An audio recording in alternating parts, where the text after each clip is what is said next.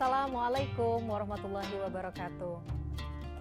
Pemirsa gapai kemuliaan yang dirahmati Allah, memilih teman yang soleh adalah wajib. Selektif dalam memilih teman juga merupakan prinsip utama dalam Islam. Karena teman itu layaknya cermin. Jika ingin mengetahui dirinya sendiri, maka lihatlah dengan siapa kita berteman.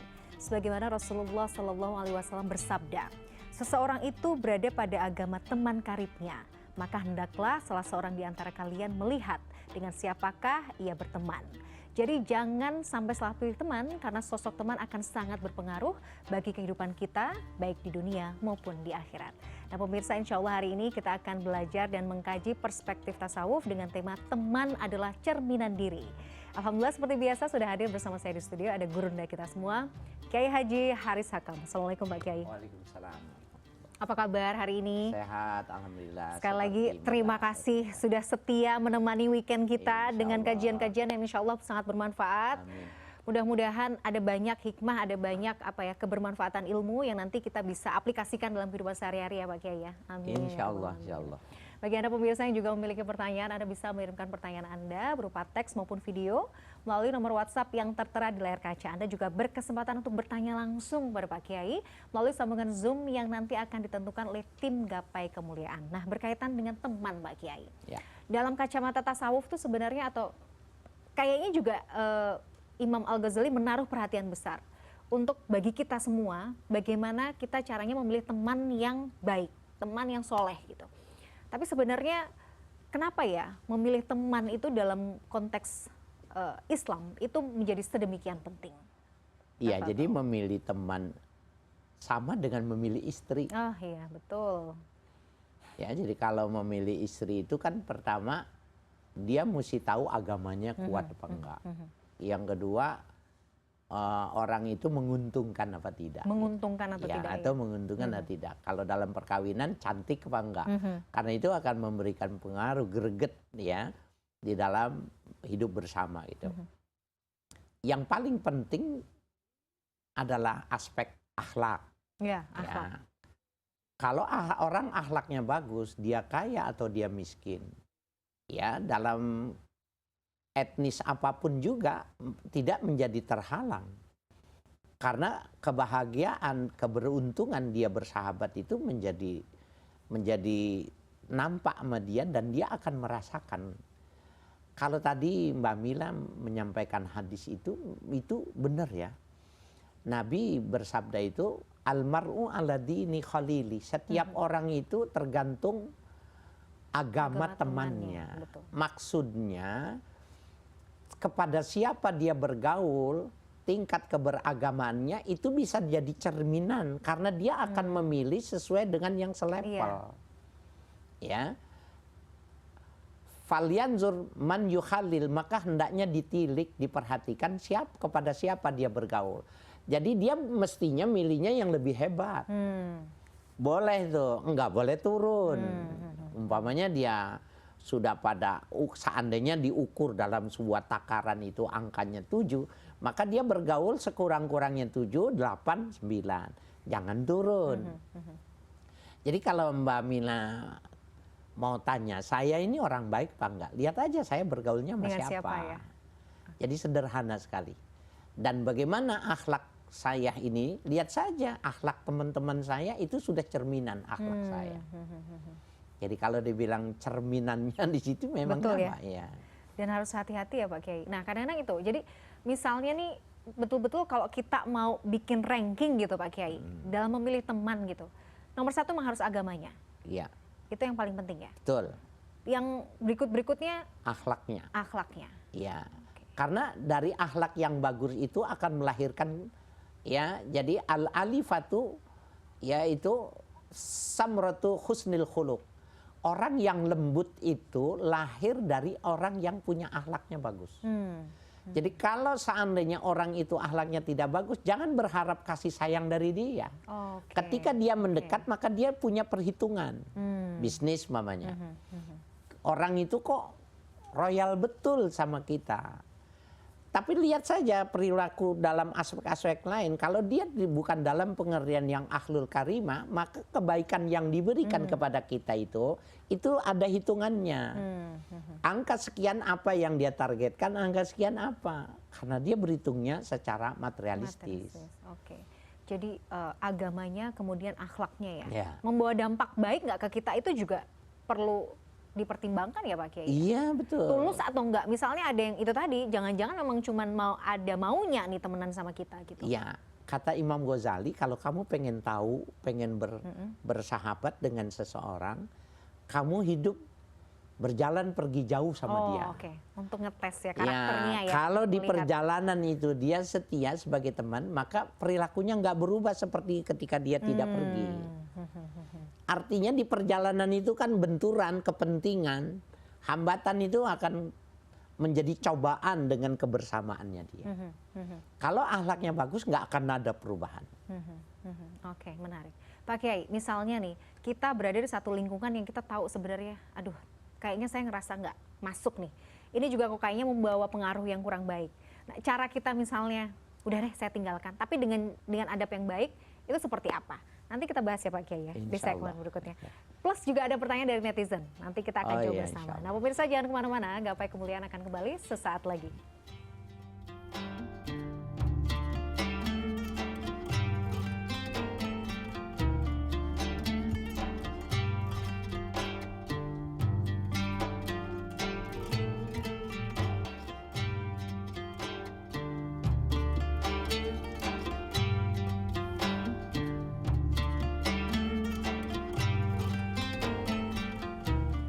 Pemirsa, terima kasih Anda masih menyaksikan Gapai Kemuliaan dalam episode Teman Adalah Cerminan Dirimu. Nah, Pak Kiai, seperti biasa sudah ada satu penanya yang menyampaikan pertanyaannya kepada kami. Kita akan simak bersama. Mari. Assalamualaikum warahmatullahi wabarakatuh. Nama saya Nadia dari Depok. Saya selalu mengikuti acara Tasawuf Al-Ghazali Gapai Kemuliaan di CNN TV. Mohon maaf izin bertanya Pak Ustadz, apakah dalam tasawuf itu dibedakan antara persahabatan dan juga persaudaraan yang lazim disebut sebagai ukhuwah? Mudah-mudahan pertanyaan saya ini dapat bermanfaat bagi anak-anak muda saat ini yang sedang mencari jati dirinya masing-masing. Mohon maaf juga kalau bisa acara ini ditambah durasinya. Sekian pertanyaan dari saya. Assalamualaikum warahmatullahi wabarakatuh. Waalaikumsalam warahmatullahi wabarakatuh. Mbak Nadia, ini ada request personal nih Pak Kiai. Gimana ditambah? Wah, tidak masalah ya. Asal penontonnya makin banyak membawa kebermanfaatan, mungkin nanti bisa dipertimbangkan ya Pak Kiai. Asal Pak Kiai selalu ada di sini bisa berbagi ilmu ini, Masya Allah ya. Kita mah ngikut aja. Anyway, kita jawab dulu Pak Kiai pertanyaan dari Mbak Nadia tadi. Sebenarnya ada perbedaan nggak pertemanan ya atau mungkin persaudaraan dalam Islam itu kan disebut ukhuwah gitu. Dua konsep ini sebenarnya dalam kacamata tasawuf ada perbedaannya kah? Iya, baik. Ini yang ditanyakan ini kepada kita ini sebenarnya di dalam tasawuf itu dibedakan. Oh, dibedakan. Ada yang namanya musohabah. Musohabah. Musohabah itu dari kata sohibat, bersahabat. Bersahabat. Yang kedua mu'akhoh. Mu'akhoh itu mempersaudarakan diri kepada orang lain atau dipersaudarakan oleh satu pimpinan ya.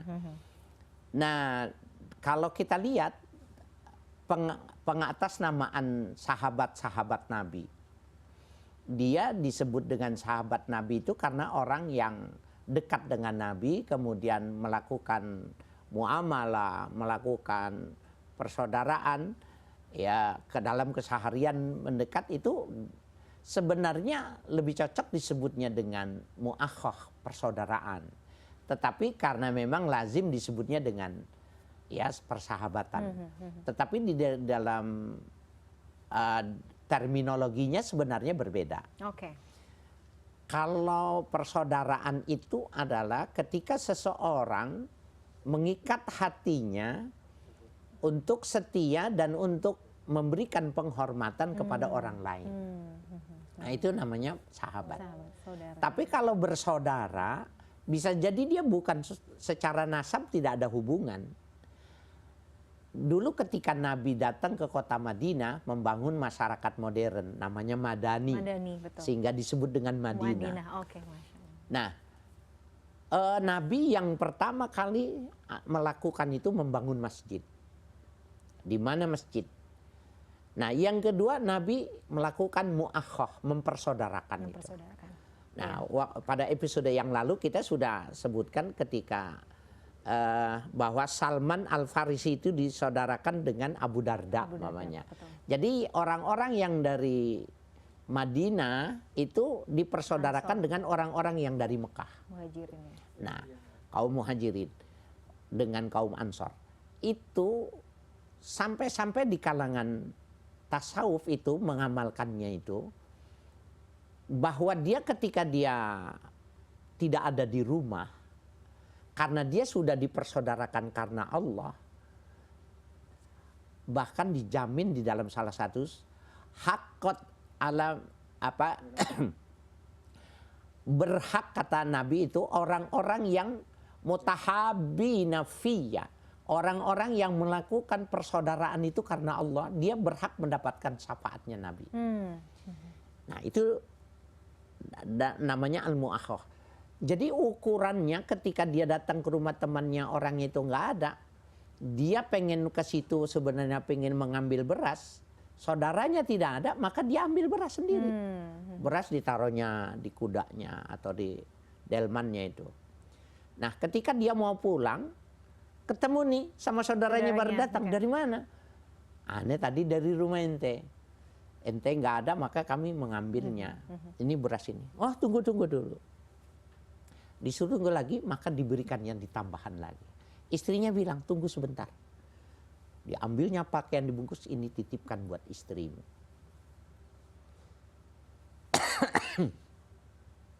Nah, ini memberikan gambaran kepada kita bahwa mu'akhah itu lebih tinggi dari musahabah, persahabatan. Jadi persaudaraan tadi ya Pak Kiai ya, ya. Ukhuwah. Makanya saya sempat, kalau kita mungkin beberapa kali sempat mendengar, Rasulullah SAW juga sempat menyampaikan, kalian adalah sahabatku. Tapi nanti saya juga rindu akan bertemu dengan saudara-saudaraku. Begitu ya Pak Kiai? Ya. Saudara-saudara itu maksudnya berarti kita-kita ini yang kemudian percaya kepada beliau, tapi memang belum tidak pernah melihat. Yakunmu naba'di. Dia nanti hadir setelahku sudah tidak ada. Tidak bertemu, tetapi dia mencintai.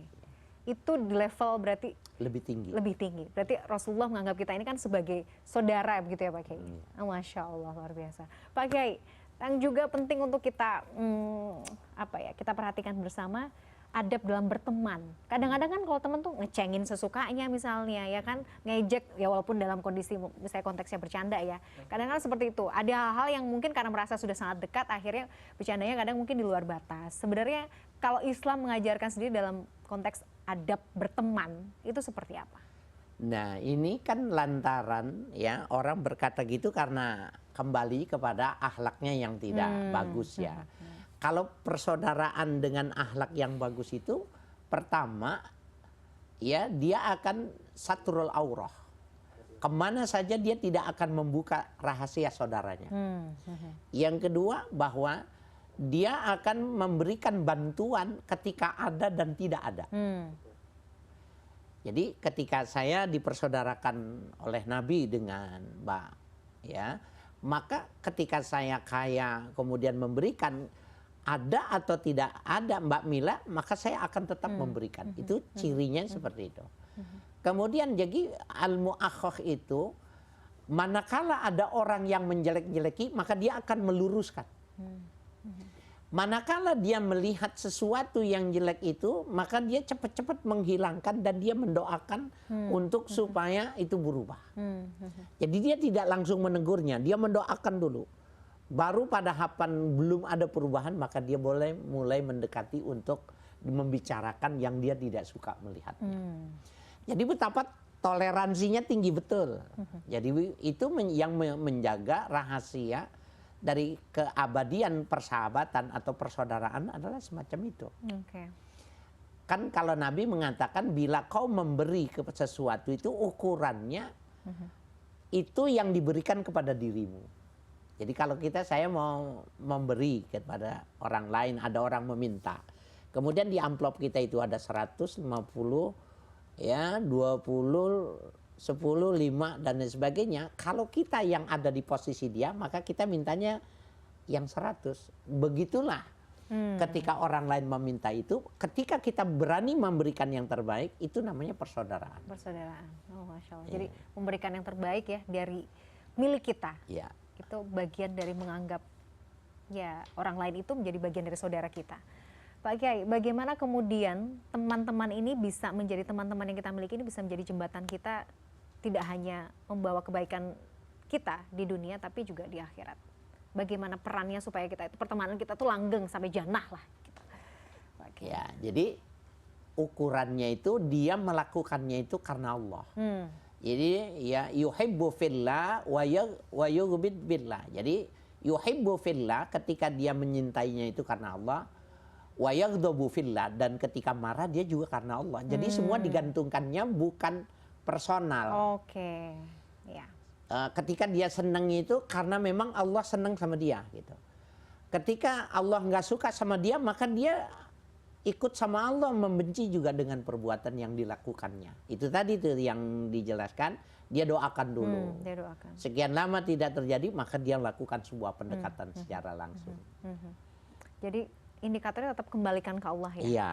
Oke, kalau bisa membawa kebaikan tidak hanya dunia, kita meniatkan untuk menasehati pun gitu misalnya ya, itu juga niatkan karena Allah ya, Iya, untuk kebaikan betul. dia.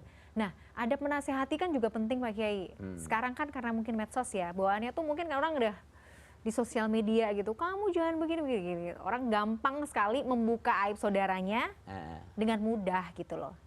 Bahkan mungkin dilihat banyak orang. Nah sebenarnya adab dalam menasehati kan Islam juga mengajarkan betul sebenarnya kan. Iya benar. Pertama kalau Imam Ghazali ada mengatakan ya ada 3 tahapan. Yang pertama ketika kita menasehati orang itu adalah at-ta'rif. At-ta'rif. At-ta'rif artinya memberikan pengenalan. Berarti ada proses dialog yang dimaksud. Dialog dan tidak pada to the point kepada masalah. Membuat percontohan-percontohan. Yang kedua kalau itu dengan ta'rif itu nggak bisa, dengan al-wa'zu.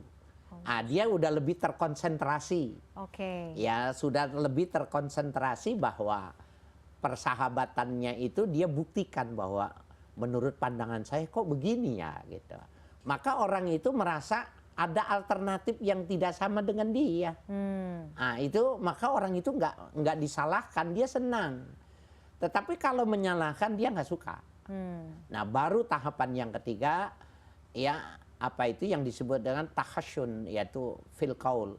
Perkataannya mulai agak keras. Dia bilang kalau ente tahapan ini nggak mau ya barangkali saya mohon izin saya tidak bersahabat lagi. Oke. Nah, boleh begitu. Boleh, ya? karena dengan semacam itu pada akhirnya walaupun putus, pada akhirnya dia akan tahu orang itu cintanya luar biasa sama kita. Ya.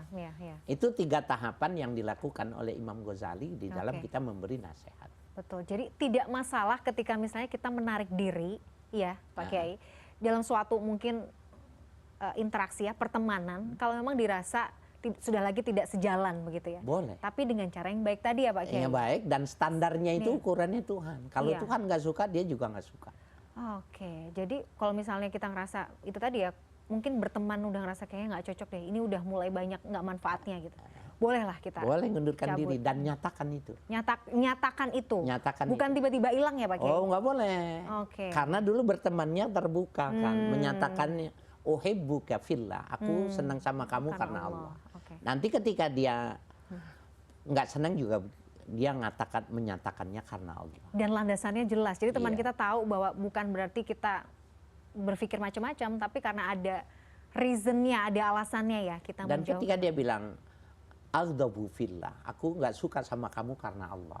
Itu kalimat itu bukan cuma menjadi kalimat putus, dia akan terngiang-ngiang itu. Aku memutuskanmu karena Allah. Itu berat. Jadi mungkin itu akan menjadi bahan introspeksi juga ya, Masya Allah.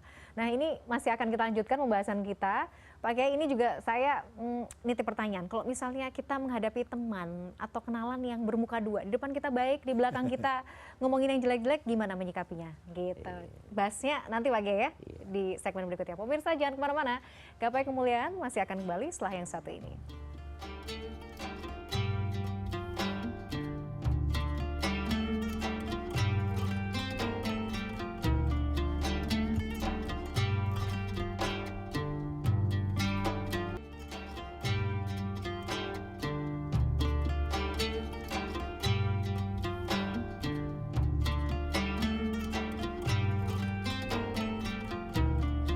Pemirsa, terima kasih Anda masih menyaksikan Gapai Kemuliaan dalam episode Teman Adalah Cerminan Diri. Pak Kiai, pertanyaan sebelumnya, kalau kita ketemu orang yang kita kenal, teman lah anggaplah begitu, yang bermuka dua, di depan kita baik gitu ya, tapi di belakang kita ternyata memberikan memberikan hal yang buruk begitu ya, menceritakan hal yang buruk tentang diri kita. Nah, kita tuh harus bagaimana ya mencikapinya? Langsung kita tabayun minta, kamu nih gini-gini, langsung kita labrak boleh nggak kira-kira Pak Kiai? Itu kan sebenarnya salah memilih ya. Oh, oke. Salah memilih artinya dia nggak akan terjadi itu kalau pada tahapan awalnya memang seleksinya ketat gitu. Salah satu yang diungkapkan oleh Imam Ghazali itu begini. Kalau kau bertemu sama orang, kemudian dia menceritakan orang lain, suatu saat kau akan diceritakan seperti itu gitu. Berarti kan dari awal kita sudah menutup diri untuk bersahabat sama orang seperti itu. Nah, sekarang umpamanya benar-benar kecolongan lah bahasanya ya. Jadi bersahabat, kemudian ternyata dia orang yang punya sikap yang semacam itu. Maka dia itu mesti melakukan tahapan yang 3 tadi pada episode pada segmen sebelumnya. Dengan 3 at-ta'rif ya, kemudian al-wa'zu, kemudian at-takhassun fil qaul gitu. Bilang apa adanya. Ya. Kalau tabayun itu konteksnya itu kalimat itu menceritakan orang lain kan. Berita orang lain yang disampaikan kepada kita. Maka kita untuk tidak terpengaruh kita tabayun. Kalau yang Mbak Mila tanyakan ini kitanya yang jadi objek kan. Iya. Nah, kalau kita yang jadi objek, kita langsung ya maka nggak usah tabayun, orang-orang udah tahu bahwa kita menjadi objeknya gitu. Maka 3 hal itu tadi, ajak, dekat, bawa, dan di dalam kitab Imam Al-Ghazali ini begini, salah satu yang mesti dimiliki di dalam persaudaraan itu sifat al-hilm. Al-hilm. Hilm itu nggak bisa diartikan di dalam bahasa Indonesia. Jadi kalau orang kemudian dipukul gitu, ya, dizolimi, disakiti, kemudian dia memberi maaf, tidak membalas dan memberi maaf, itu namanya sabar, Iram. Kalau halim itu dia sabar, dia tidak membalas walaupun mampu, dan dia memberi hadiah. Itu namanya hilm. Itu level imannya sudah dahsyat. Nah, Allah itu salah satu sifat Allah itu halim. Halim. Jadi dari kecil mau merusak Islam, menghancurkan Islam, mau meninggal masuk Islam, bertobat, diterima, dihapus semuanya. Iya, betul. Halim. Kalau saya jadi Tuhan saya nggak kasih nih. 90 tahun merusak Islam, mau meninggal masuk Islam. Kalau Tuhannya saya nggak terima. Nggak rela ya. Karena saya nggak punya sifat halim. Nah, halim itu ternyata dipotokopi, diterjemahkan, dikejawantahan ke dalam kehidupan para sufi. Kita sebut saja ya, Al-Hasan, ya, cucu dari Rasulullah itu ketika dia dicaci maki gitu. Dia hanya menunduk kepala. Kemudian setelah orang yang mencaci maki itu selesai, dia bilang, ayo keluarkan lagi. Kalau masih ada yang ingin kau katakan. Sebelum nanti anak-anak muda datang dan nanti menyakitimu. Ayo cepat. Oke, udah selesai dia menyatakannya. Maka dia panggil ya pembantunya. Tolong kamu sediakan gandum, kamu sediakan ya uang, biasanya kamu berikan sama dia. Sehingga orang itu menunduk dan dia mengatakan, asyhadu annaka min auladi Rasulillah. Aku bersaksi kau memang layak jadi keturunnya Nabi Muhammad. Itu hilm. Dan itu akhlak yang diajarkan di dalam tasawuf. Saya sampai ternganga-nganga karena untuk bisa di level itu kan tidak mudah ya, selalu ya.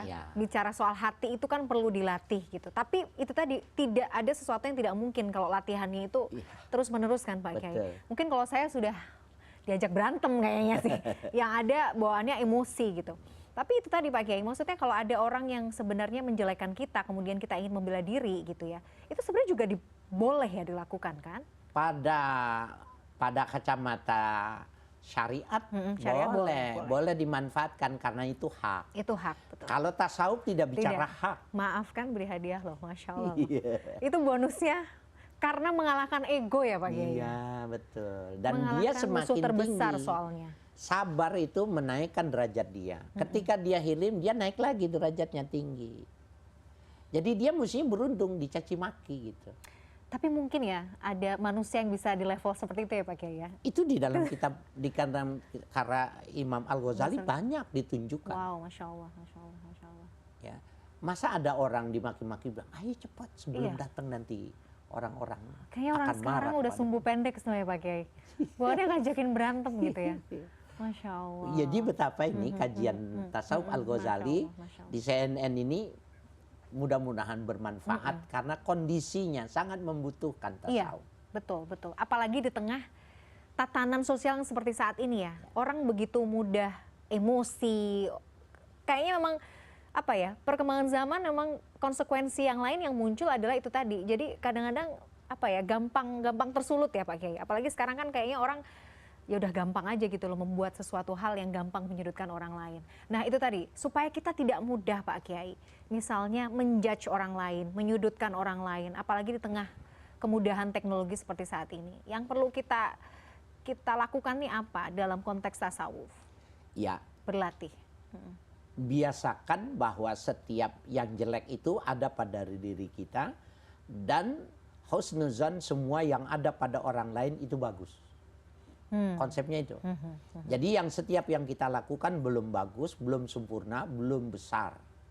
Tapi setiap orang lain yang bersikap kepada kita besar sekali, memuliakan sekali, mengagungkan sekali. Maka dengan cara yang semacam itu, dia bisa membawa diri yang sofistik itu bisa. Itu Masya Allah.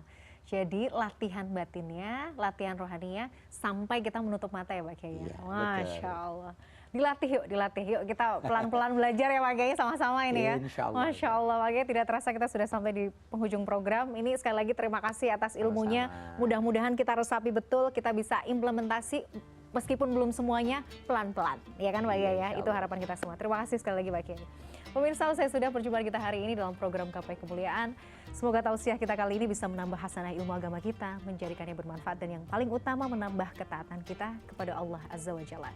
Saya Meladia Rahma dan juga Kiai Haji Haris Hakam pamit. Terima kasih atas perhatian Anda. Insya Allah kita akan jumpa lagi pada episode berikutnya. Wabillahi taufik wal hidayah. Wassalamualaikum warahmatullahi wabarakatuh. Waalaikumsalam.